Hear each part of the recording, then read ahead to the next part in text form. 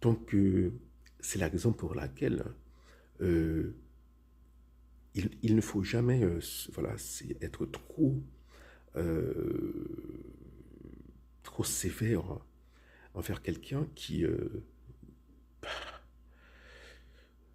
bon, par exemple, des prêtres qui, dans le cadre légal, bien entendu, hein,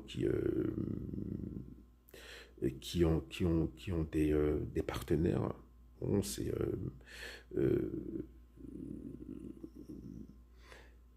on sait que ça arrive, hein. On se tait, hein, surtout en Haïti. Les évêques le savent. Aux États-Unis, c'est un peu plus, euh, c'est moins visible, hein, parce que bon voilà, les cultures sont différentes, donc bon, j'imagine qu'il y a beaucoup de prêtres aux États-Unis qui vont chez qui vont chez les escortes, hein, c'est pas.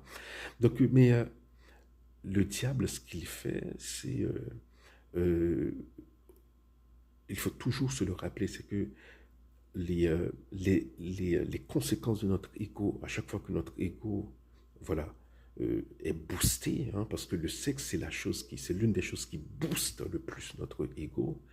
À chaque fois que notre ego est boosté, les conséquences de ce boost sont, en principe, presque toujours inversement proportionnelles à notre croissance spirituelle, hein. Voilà, c'est parce que voilà, l'ego c'est